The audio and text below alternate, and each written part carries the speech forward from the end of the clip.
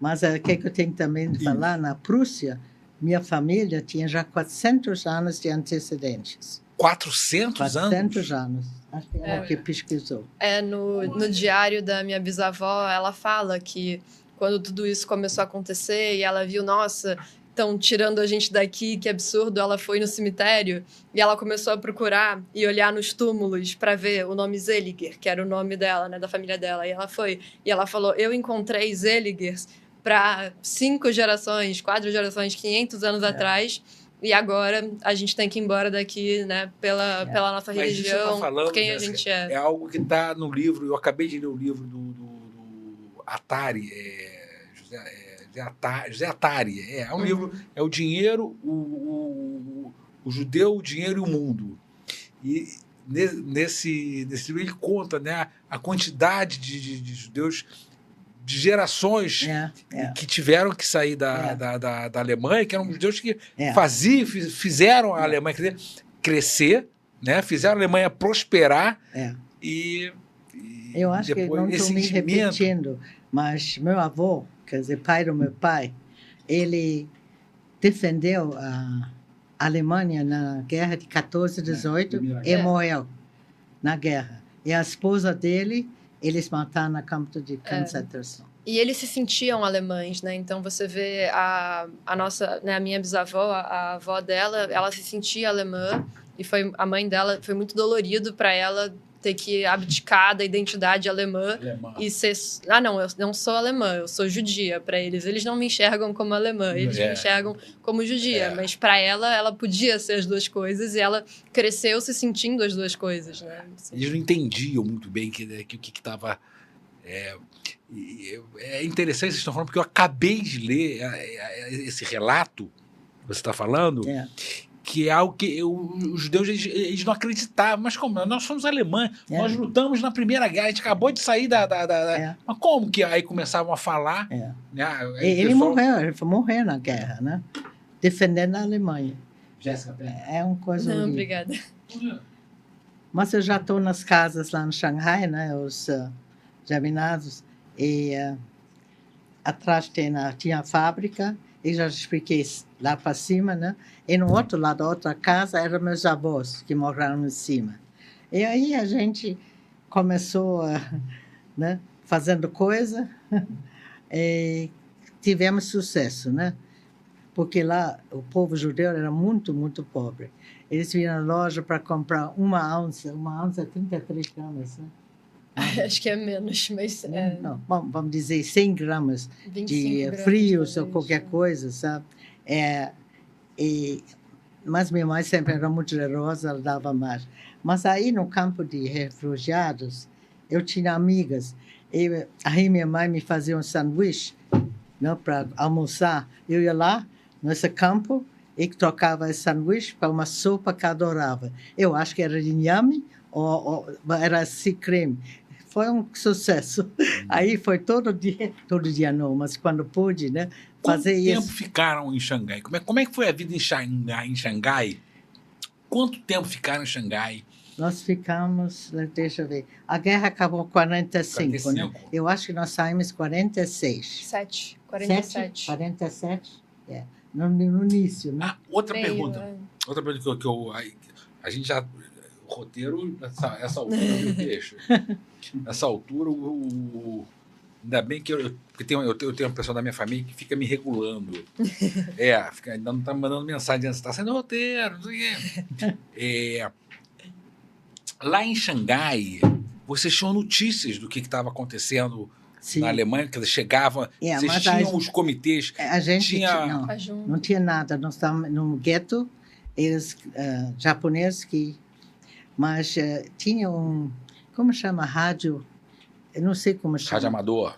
Não sei. Rádio. Que eles conseguiram pegar a notícia do mundo, né? Do mundo. Que é proibido, né? Isso aí. Mas eu quero falar outra coisa. Mas termina essa história, é muito boa, que eles pegaram a notícia... Aí eles souberam que mas isso já no fim, em 45. Mas já que você tocou no assunto, isso é muito legal, essa história. Em 45, então, eles pegaram nessa rádio, foram informados que a guerra acabou e que os Estados Unidos ganhou. e que eles já estavam a caminho de Xangai. Aí todos os judeus foram para a rua festejar. Aí vieram os japoneses. Isso é mentira, isso não existe. Volta para tua casa, não sei o quê. E ficaram quietos. E depois de uma semana, finalmente os americanos chegaram. E aí, finalmente, estamos livres, né? Jogaram. Não, Olha. aí, deixa eu explicar. Tinha essa salsicharia, né? E aí, quando os americanos vêm, os reais, a minha mãe vendia sanduíche cheio de frios por 25 centavos. Tinha fila homérica na loja. E com esse dinheiro, a gente guardava, não? Porque também não sai com dinheiro, não. Não sei quanto eles podiam levar quando a gente sair da China, né? E Não aí, podia levar o dinheiro. Não, tanto para sair da Alemanha para chegar na China, não podia levar mais Sim, que 10 marcos, marcos. mas para sair da China para os Estados Também não Unidos podia também não levar. podia levar. Tem que deixar tudo. Tinha que deixar tudo. mas eu escrevi um livro, mais ou menos, que ela vai fazer um livro, porque é muitos detalhes. Se eu vou falar agora, você vai ficar até 8 horas da noite, ou não? Ué, a gente volta aqui semana que vem, aí eu falo. Não. Porque... Não. Mas deixa eu te falar um pouco da minha juventude. Isso. Lá em Shanghai, eles abriram uma escola, Shanghai Jewish School, Shanghai British Jewish School. Estava Uma escola judia de judeus. Isso. mas britânico. E aí, eu frequentava esse lugar e a gente jogava esse jogo de... Hóquei de grama. Hóquei de grama. Mas minha irmã, que era um pouco mais jovem, tinha um senhor Freisinger, que abriu uma escola para kindergarten e Para jardim de infância. jardim de infância. Kindergarten. E ela foi lá. Isso tudo no gueto, né? Tudo no gueto.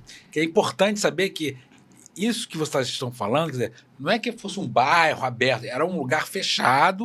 Grande. Grande, sim, mas... Como aqui, vamos dizer, Copacabana. Mas não podia sair de Copacabana, não podia ir para Ipanema. Você podia sair, mas tinha que ter um visto. Sim. Porque meu pai, né, ele tinha que ir lá para fora para matadouro de bicho, de boi, para comprar carne, e ele sempre tinha que ter um visto.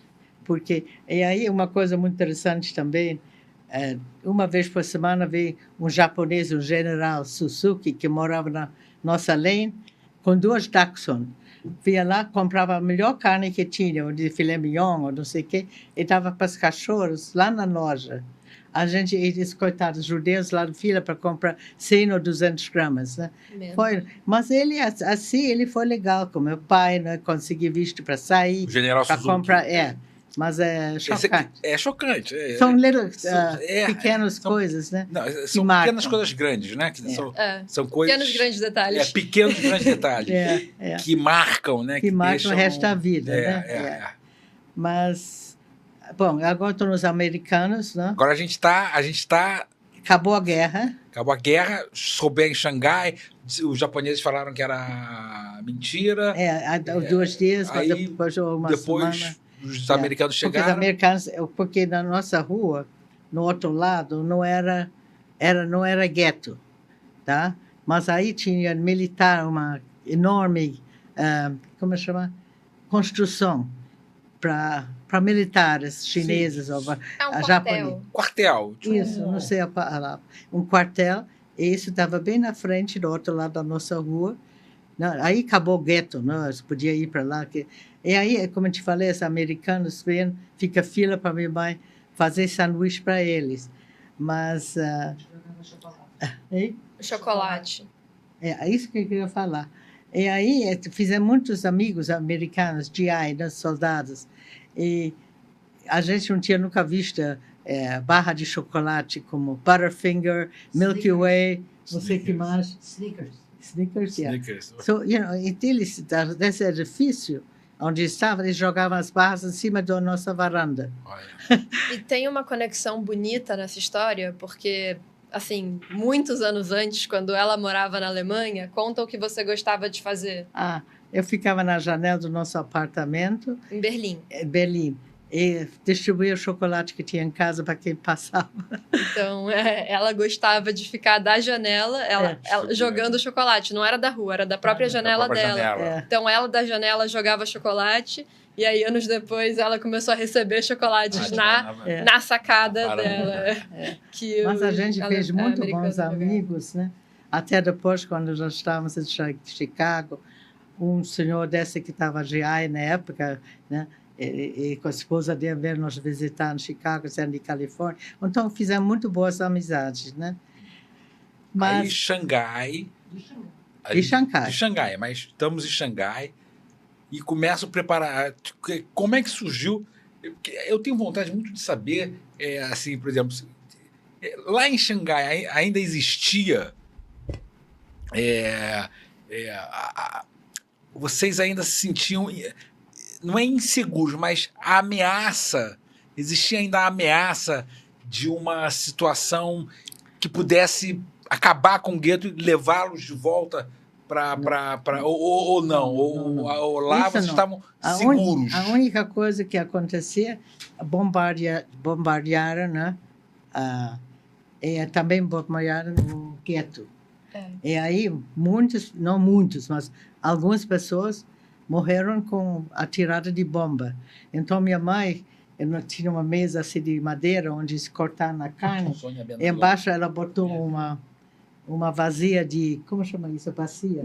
Bacia de alumínio. Eu e minha irmã, embaixo da coisa, com isso de cima, quando bombardearam, para não cair em cima da gente, coitado. Como é que é? Vocês foram bombardeados ali no... Algumas vezes. Algumas vezes. E o pai dela, ele era responsável por ajudar as pessoas a procurarem abrigo. Então, ele tinha alguma função especial, né? E ele tinha um apito que ele usava. É policial, líder, né?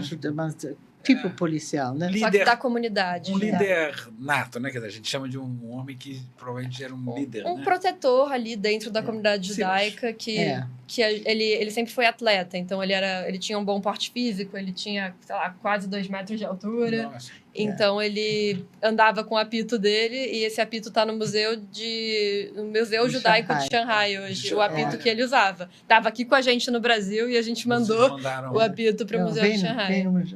Como chama Mr. Shen? Mr. Shen. Ele veio, a gente conhecia aqui. Shen. E eles transformaram a sinagoga que tinha lá. Não, mas eu tinha meu primo, a tia e tio, que meu pai conseguiu tirar da Alemanha na última hora. E aí eles moravam perto de um parque, né? E atrás tinha uma sinagoga ortodoxa. E na frente disso, uma casa, ele consertava bicicleta, não sei o quê. O que ele era? Ele fazia licor na Europa, destilador, né? Fazia? Licor. E aí ele abriu uma loja de conserto de bicicleta. E atrás tinha essa sinagoga super ortodoxa, né? E a Jo, que foi a Xangai, agora ela foi lá, acho que lá eles fizeram um museu, né, Jo? Fizeram? Um museu. O Museu do Judaico. Sobre o... Me dá 10 segundos para agradecer ao público que está prestigiando a vocês. Né? Vitor Neumann, Sônia Benayon. Vitor Neumann? Vitor é meu filho. Obrigado, gente, pelo apoio. A Sônia é minha sobrinha. Sobrinha. Sônia Benayon. Não dá para falar todo mundo.